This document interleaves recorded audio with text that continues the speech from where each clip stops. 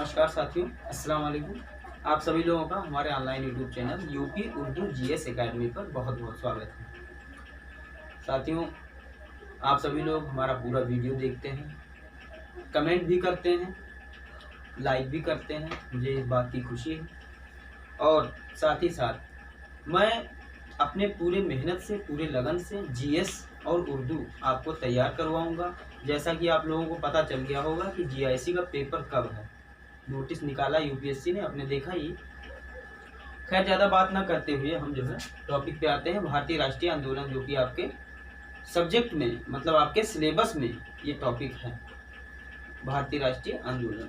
तो हमने शुरुआत की थी कांग्रेस की स्थापना से 1885 में। कांग्रेस की स्थापना हो गई थी 1885 में।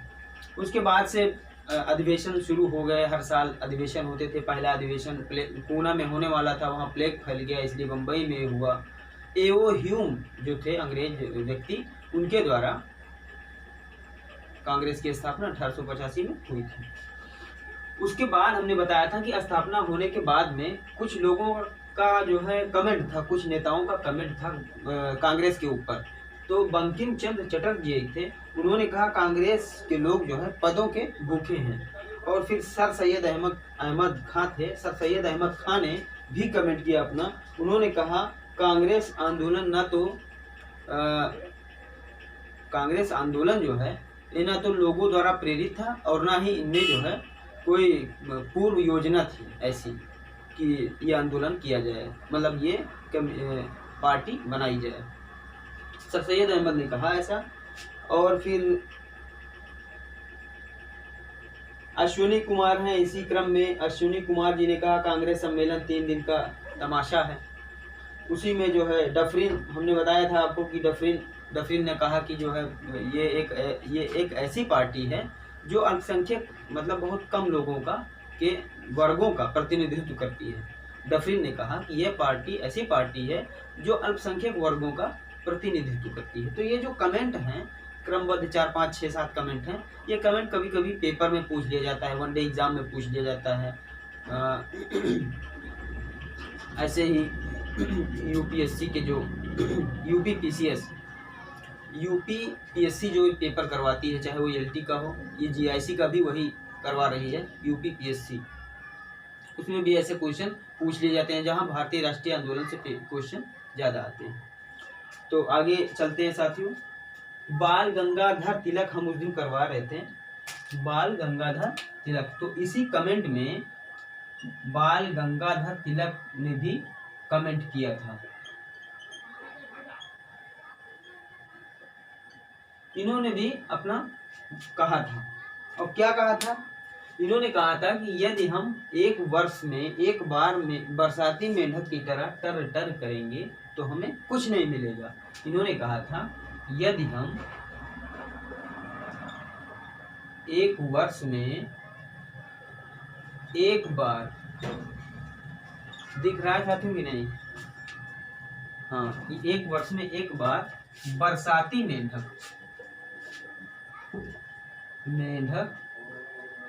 की तरह टर टर करेंगे तो हमें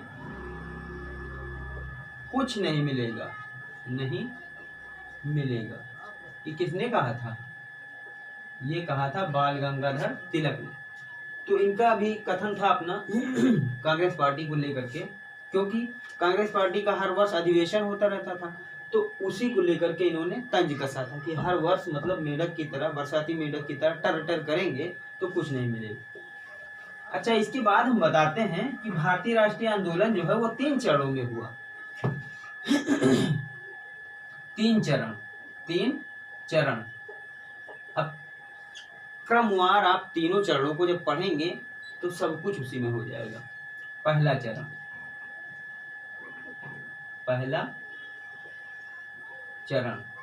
चरण जो था साथियों, वो 1885 यानी कांग्रेस की स्थापना से लेकर के 1905 ईस्वी तक चला। बंगाल विभाजन तक। बंगाल विभाजन 1905 में हुआ था कर्जन के द्वारा, तो 1885 से लेकर 1905 ईस्वी तक। दूसरा चरण तो ये जो दूसरा चरण था ये 1905 से लेकर के साथियों 1919 ईस्वी तक चला। ठीक। अब तीसरा चरण देखिए। तीसरा चरण है वो 1919 ईस्वी से लेकर के 1947 तक चला और इसी को कहते हैं गांधीवाद। ठीक है साथियों। तो ये तीनों चरण हो गए, पहला, दूसरा और तीसरा। ये 3 चरणों में पूरी की पूरी 1885 से लेकर के 1947 तक आपका पूरा हो जाएगा। अब इन तीनों चरणों में क्रमबद्ध पहला चरण, दूसरा चरण और तीसरा चरण क्या क्या घटनाएं हुई हैं, कौन कौन से अधिवेशन हुए, कौन कौन से जो है विरोध किए गए, ये सारी चीजें हम आपको बताएंगे। तो पहले पहला चरण देखते हैं। क्या? पहला चरण।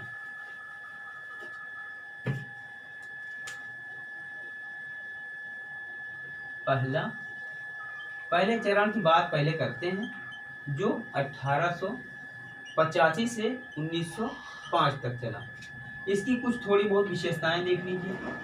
पहले चरण में थोड़ा सा मैं आपको बता दूं, पहले चरण में जो भी नेता उभर कर सामने आए, उन नेताओं में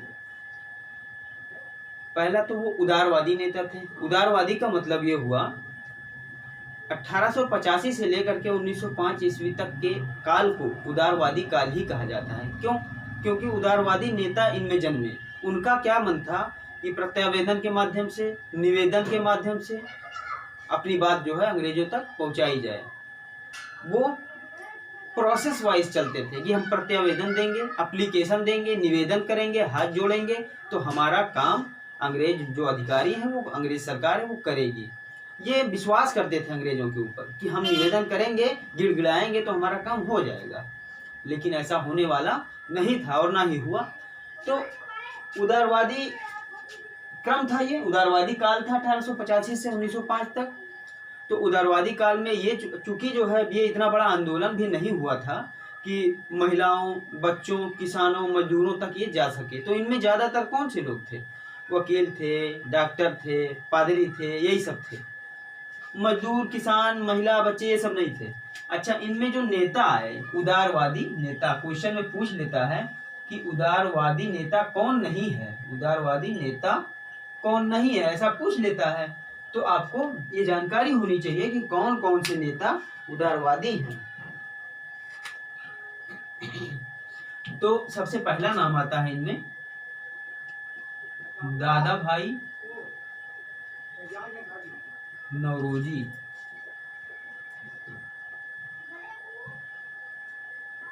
मदन मोहन मालवीय। देखते चलिए साथियों, समझते चलिए।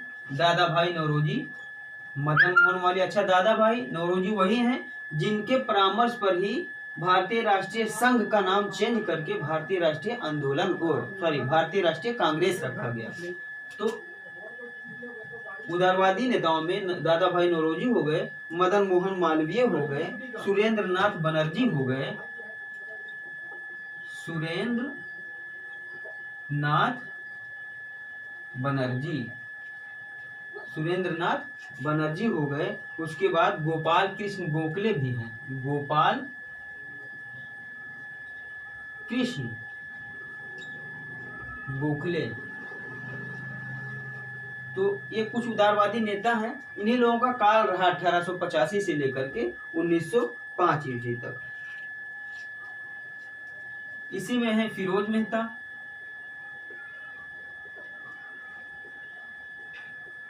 ठीक, इसी में फिरोज मेहता है। और डब्ल्यू.सी. बनर्जी हैं एक, डब्ल्यू.सी. बनर्जी। तो ये सब जो नेता हैं, ये सब उदारवादी नेता हैं।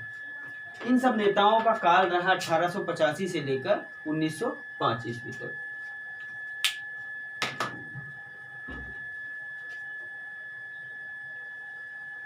और भी कुछ जानते हैं साथियों इस चरण के बारे में? देखिए, ये कौन सा चरण चल रहा है? 1885 टू 1905, यही काल चल रहा है अभी। इस काल में और कुछ विशेषताएं हैं इसकी, तो आप लोग देखा करें, समझ लें।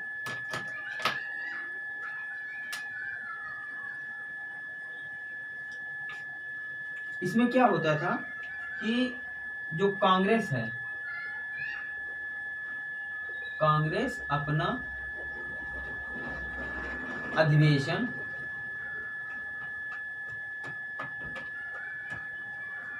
एक साल में बुलाती, लोगों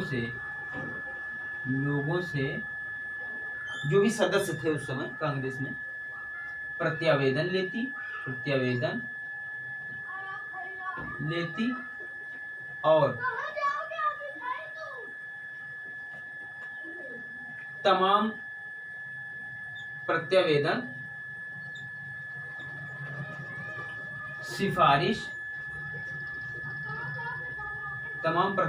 सिफारिशों को अंग्रेजों तक पहुंचाती। पहला काम तो यही था कांग्रेस का इस काल में, कि कांग्रेस अपना अधिवेशन हर साल बुलाती थी। 1885 में स्थापना हुआ कांग्रेस का, जब से उसका अधिवेशन शुरू हो गया। पहला अधिवेशन मुंबई में हुआ था, तो 1885, 1886, 87, 88, 89, 90, 91, 92 ऐसे करके अधिवेशन बुलाया करती थी एक साल में। तो एक साल में अधिवेशन बुलाती थी, लोगों से प्रत्यावेदन लेती थी, तमाम जो है सिफारिशें होती थी लोगों की, उसको इकट्ठा करके अंग्रेजों तक पहुंचाती थी। दूसरा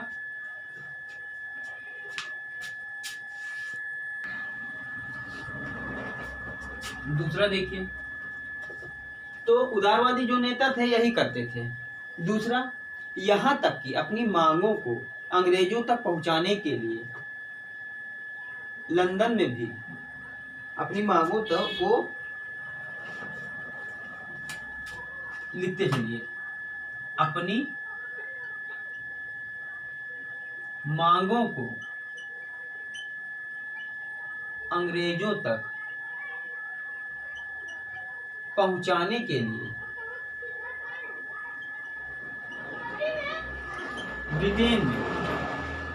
ब्रिटेन में दादा भाई नौरोजी की अध्यक्षता।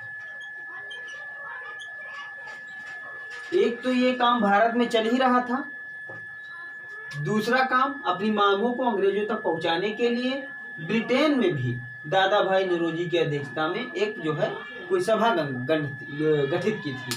तो उस सभा का नाम है, ब्रिटेन में दादा भाई नौरोजी की अध्यक्षता में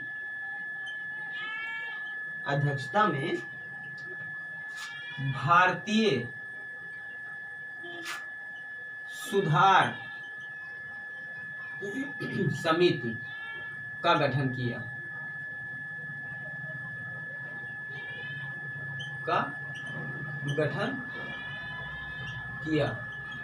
कब किया? 1887 ईस्वी में। तो ये महत्वपूर्ण है कि किस सन में हुआ, कौन सी समिति का सुधार हुआ, किसकी अध्यक्षता में हुआ, ये महत्वपूर्ण है। तो दादा भाई नौरोजी की अध्यक्षता में भारतीय सुधार समिति का गठन हुआ। कहाँ हुआ? ब्रिटेन में हुआ। किस सन में हुआ? 1887 में। तो ये लोग इसी तरह से अपना जो है अपनी बात को अंग्रेजों तक पहुंचाते थे। यहाँ तक कि ब्रिटेन में जो है भारतीय सुधार समिति का एक गठन किया दादा भाई नौरोजी की अध्यक्षता में 1887 ईस्वी में ब्रिटेन में, और उसी के माध्यम से ब्रिटेन में भी जो है अपना पहुंचाने लगे।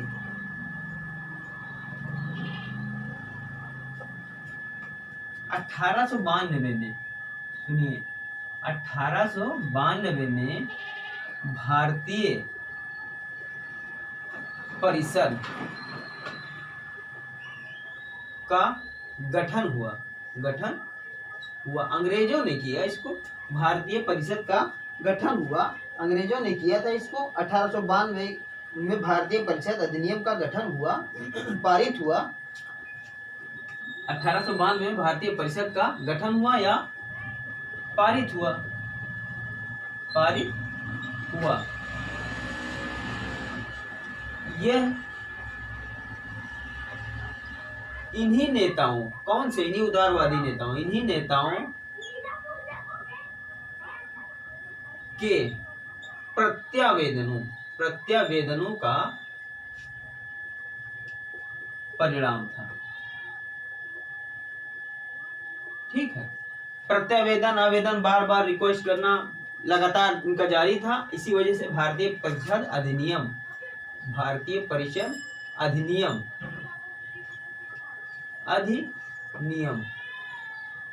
का गठन हुआ। ठीक, 1892 में। ये एक चीज, ये जो चीजें है ना डेट वाली, और जो कौन सी कमेटी है, कौन सा परिषद है, ये सब चीजें जो है थोड़ा ध्यान देते रहिए।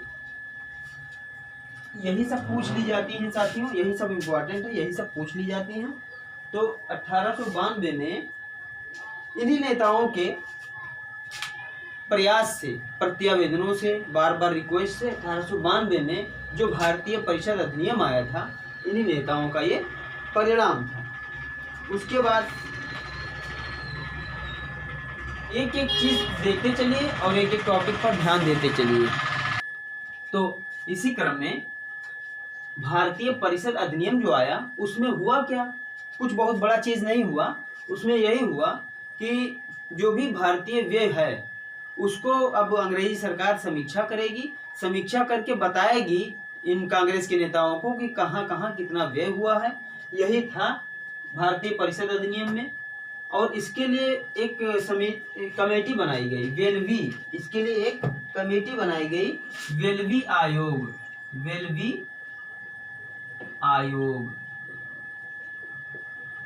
इसका गठन अंग्रेजों ने किया। और यही आयोग भारतीय जो है जो व्यय होता था उसका विश्लेषण करती थी, और उसका खर्चा जो भी होता था वो इन नेताओं को बताती थी। इसीलिए भारतीय परिषद अधिनियम का ये बार बार रिक्वेस्ट कर रहे थे, निवेदन प्रत्यावेदन कर रहे थे।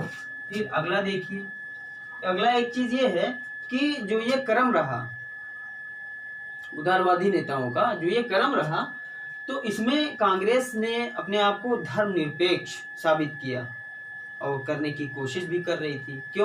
क्योंकि इसमें हर धर्म के लोगों को सदस्यता दी गई और हर धर्म के लोगों को अध्यक्ष बनाया गया। जैसे दादा भाई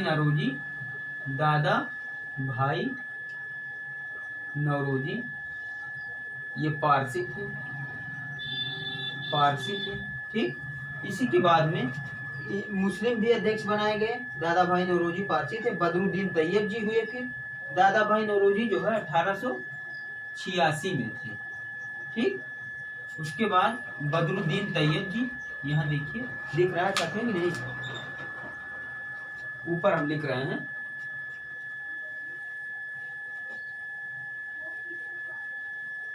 दादा भाई नौरोजी हो गए, बदरुद्दीन तैयब जी हो गए।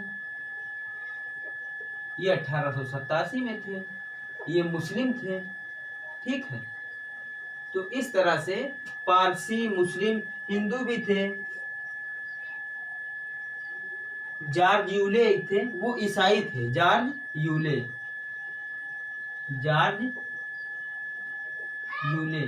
तो जो कांग्रेस थी वो धर्मनिरपेक्षता मतलब एक प्रदर्शित करना चाहती थी कि हमारे पार्टी में हर धर्म के लोग हैं और हर धर्म के लोगों को अध्यक्ष बनाया जाता है। तो जॉर्ज यूले जो थे वो 1888 में हुए। कब? 1888 में। ठीक है, तो आप समझ गए कि जो है जो उस समय का कालक्रम था 1885 से लेकर 1905 तक, उस समय में कांग्रेस ने अपने आप को धर्मनिरपेक्ष बताया और हर धर्म के लोगों को जगह दी अपनी पार्टी में और हर धर्म के लोगों को सदस्य बनाया। हालांकि बहुत ब्रॉड कमेटी नहीं हुई थी, बहुत बड़ा जो है पार्टी नहीं था। अभी ये पार्टी मजदूरों, बच्चों, महिलाओं, किसानों के के हाथ मतलब के पास तक नहीं गया था। इसमें वकील, डॉक्टर, पादरी यही सब थे। तो अब आगे बढ़ते हैं इसी क्रम में। जो महत्वपूर्ण घटनाएं हुई हैं साथियों, सिर्फ उन्हीं घटनाओं की चर्चा करते हुए हम लोग आगे बढ़ रहे हैं। इसी क्रम में साथियों, जिस तरह से जो है हमने बताया था कि ब्रिटेन में दादा भाई नौरोजी की अध्यक्षता में जो है एक समिति बनी थी। उस समिति का नाम था भारतीय सुधार समिति, 1887 में बनी थी। इसी तरह से लंदन में भी एक कमेटी बनी और यही कमेटी भारतीयों की समस्याओं को लंदन में अंग्रेजों के सामने प्रस्तुत किया करती थी। तो ये कमेटी कौन सी थी? देखिए, ये कमेटी थी British committee of India. British committee of India. ये जो कमेटी थी ना, ये कमेटी इंग्लैंड मतलब लंदन में भारतीय समस्याओं को अंग्रेजों के सामने उठाया करती थी। ये बनी कब? 1889 में। ठीक है, तो ये सब चीजें जो इम्पोर्टेंट हैं वही लिखते चलिए और समझते चलिए कि लंदन में एक कमेटी बनी, ब्रिटिश कमेटी ऑफ इंडिया, 1889 में, जो भारत की समस्याओं को अंग्रेजों के सामने प्रस्तुत किया करती थी, वहां अंग्रेजों के सामने बताया करती थी। अच्छा, उसके बाद में इसी संस्था ने लंदन में भारतीय मामलों को अंग्रेजों के से अवगत कराने के लिए इंडिया नामक पत्रिका चलवाया। इसी संस्था ने कौन सी पत्रिका? इंडिया। इस संस्था को आप ध्यान से पढ़ लीजिए। ब्रिटिश कमेटी ऑफ इंडिया ने ही इंडिया नामक पत्रिका, ठीक है साथियों, तो ये सब जरूरी चीजें, इंडिया नामक जो पत्रिका है इसी संस्था ने प्रकाशित किया।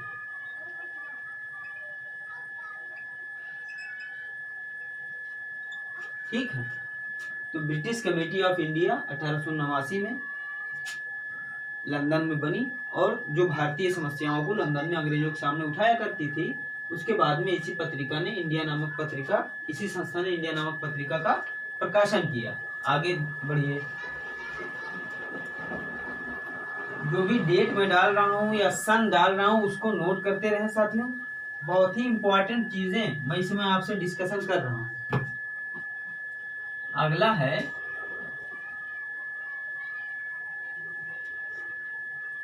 कि एक कांग्रेस ने, जो कांग्रेस बनी थी, उसने एक शिष्टमंडल भी बनाया हुआ था। शिष्टमंडल इसलिए बनाया हुआ था, हमने कहा था ना कि शिष्टाचार के माध्यम से निवेदन प्रत्यावेदन, तो एक जो है मंडल बनाया हुआ था। उसमें कुछ लोग थे, वही लोग जाकर अंग्रेजों से इस बारे में चर्चा करते थे। अच्छा, एक इम्पॉर्टेंट चीज है और भी कि जो दादा भाई नौरोजी थे, दादा भाई नौरोजी ने धन के निष्कासन का सिद्धांत दिया था। धन के निष्कासन का सिद्धांत बहुत ही इम्पोर्टेंट बात है। ये पूछा जाता है पेपरों में, वनडे में कई बार पूछा गया है। धन के निष्कासन का सिद्धांत किसने दिया था? दादा भाई नौरोजी ने। तो इसके बारे में मैं आपको कुछ बताना चाहता हूँ डिटेल में, तो सुनिएगा। तो साथियों, दादा भाई नौरोजी ने तो धन के निष्कासन का सिद्धांत दिया। इसी क्रम में एक थे राणा डे। इन्होंने क्या किया कि औद्योगिक विकास को समझाने का प्रयास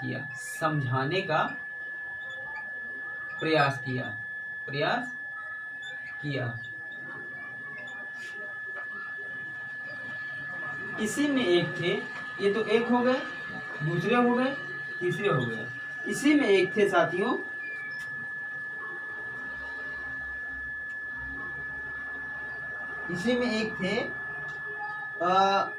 आरसी दत्त। आरसी दत्त इन्होंने भी एक जो है सिद्धांत समझाया, एक बुक लिखी थी इन्होंने। तो उस इनके बुक का नाम है भारत का आर्थिक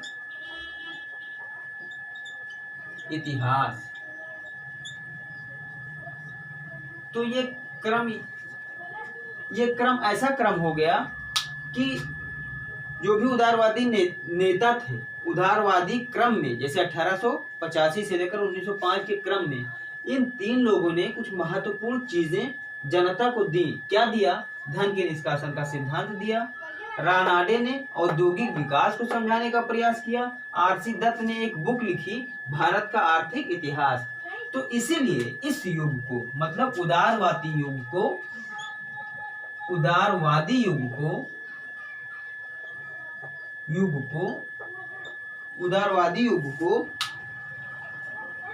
क्या कहते हैं? आर्थिक राष्ट्रवादी युग भी कहते हैं।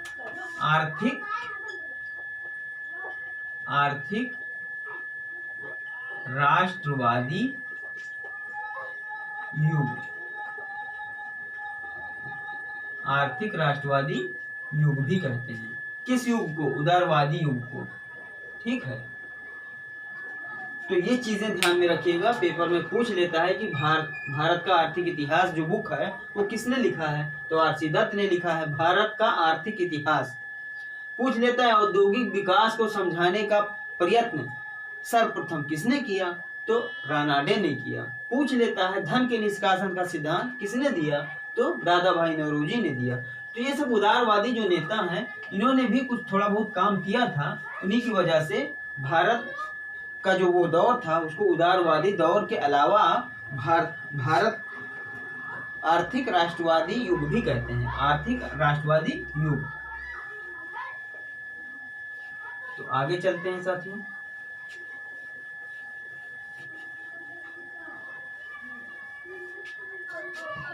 इसी क्रम में जो उदारवादियों की मांगे थी, वो मांगे सुन लीजिए। उदारवादियों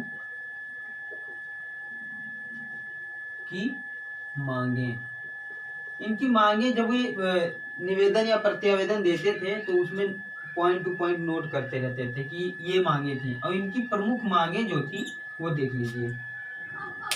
इनकी जो मांगे थी, प्रशासनिक व राजनीतिक मांगों में सिविल सेवा के भारतीयकरण और विधानसभाओं का विस्तार तथा चुने हुए सदस्यों की सहभागिता की मांग। ये कह रहे थे कि जो सिविल सेवा है उसमें भारतीयों को भी जगह देनी चाहिए। ठीक है। और दूसरा, विधानसभाओं का विस्तार किया जाना चाहिए क्षेत्र के अनुसार से। तीसरा, चुने हुए सदस्यों की सहभागिता की मांग। जैसे जो सदस्य चुने हुए होते हैं, जो चुने हुए सदस्य हों, उनमें जो है भारत के भी सदस्य होने चाहिए।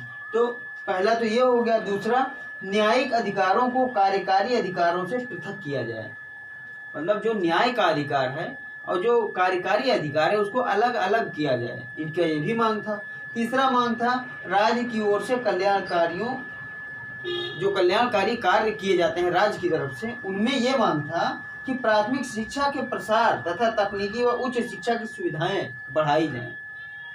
तो इनकी मांगे भी अपनी जगह पे सही थी, लेकिन ये प्रत्यावेदन के हिसाब से लिख कर एक एप्लीकेशन देकर ऐसा कुछ करते थे।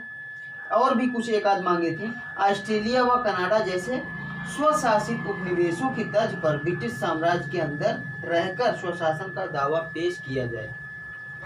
जैसे ऑस्ट्रेलिया है, या जो स्वशासित देश हैं ऑस्ट्रेलिया व कनाडा जैसे स्वशासित उपनिवेशों की तर्ज पर, जैसे वहाँ जो उपनिवेश होते हैं उसकी तर्ज पर ब्रिटिश साम्राज्य के अंदर रहकर स्वशासन का दावा पेश किया जाए। लोकतांत्रिक स्वतंत्रता की मांग की जाए। तो ये सब जो कुछ मांगे थी इनकी, अब लिखेंगे तो जो है बड़ा टाइम हो जाएगा, इसलिए मैंने बोल दिया है ये मांगे थी।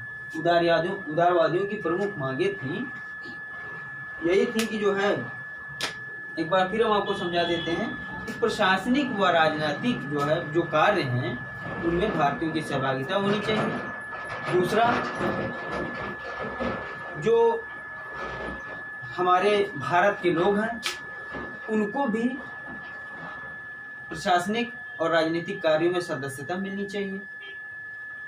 दूसरा, प्राथमिक शिक्षा का जो क्षेत्र है उसका विस्तार होना चाहिए। तीसरा, ऑस्ट्रेलिया और कनाडा जैसे स्वशासित देशों के देशों में जो है उपनिवेश जो होता है उसी की तर्ज पर भारत में भी होना चाहिए। मतलब ये अपना प्रत्यावेदन दिए, उनकी मांगे थी यही। उसके बाद आगे की तरफ देखते हैं। ये इतना इम्पोर्टेंट था नहीं, इसलिए हमने लिखा नहीं, पूछा नहीं जाता कभी कि इनकी मांगे क्या क्या थी, वैसे समझा दिए, आप लोग समझ लीजिए।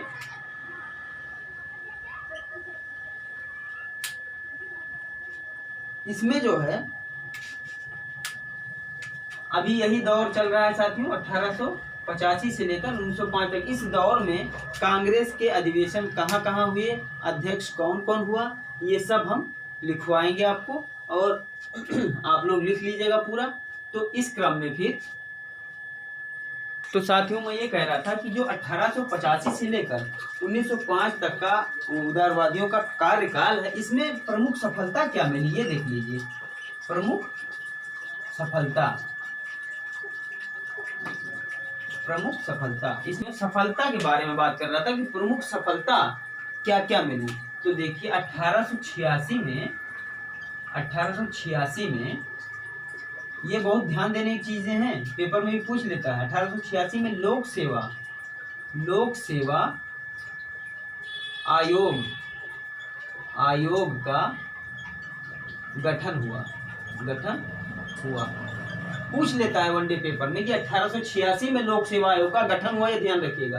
अच्छा, इसके अनुसार क्या होता था, ब्रिटेन में और भारत में जो सिविल सर्विसेज की जो पद थे उसके लिए ब्रिटेन में और भारत में 7 परीक्षाएं होने लगी। 1886 में लोक सेवा का आयोग का गठन हुआ। फिर देखिए 1887 में भारतीय सुधार समिति का गठन हुआ। भारतीय सुधार समिति का गठन, अध्यक्षता में किसके, दादा भाई नौरोजी। तो ये दोनों सफलताएं हो गई। 1887 हो गया, 1886 हो गया। अब 1888 में भी कुछ हुआ था। 1888 में साथियों 1888 में एक 1892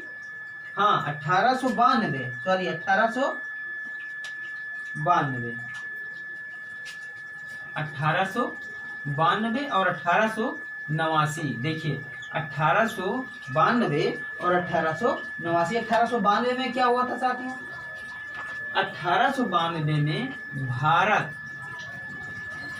परिषद अधिनियम, भारत परिषद अधिनियम का गठन। 1892 में भारत परिषद अधिनियम का गठन हुआ था और 1889 में एक ऐसी कमेटी बनी थी कि इंग्लैंड में बनी थी, ब्रिटेन में, कि भारत की समस्याओं को अंग्रेजों के सामने प्रस्तुत करती थी। तो उस कमेटी का नाम था British committee of India. British committee of India. तो इतनी सफलताएं जो है उदारवादी क्रम में 1885 से 1905 के क्रम में मिली थी। 1886 में लोक सेवा आयोग का गठन, 87 में भारतीय सुधार समिति का गठन, 92 में भारतीय परिषद अधिनियम का गठन और 89 में ब्रिटिश कमेटी ऑफ इंडिया। ठीक है, तो इन सब चीजों का फायदा हुआ।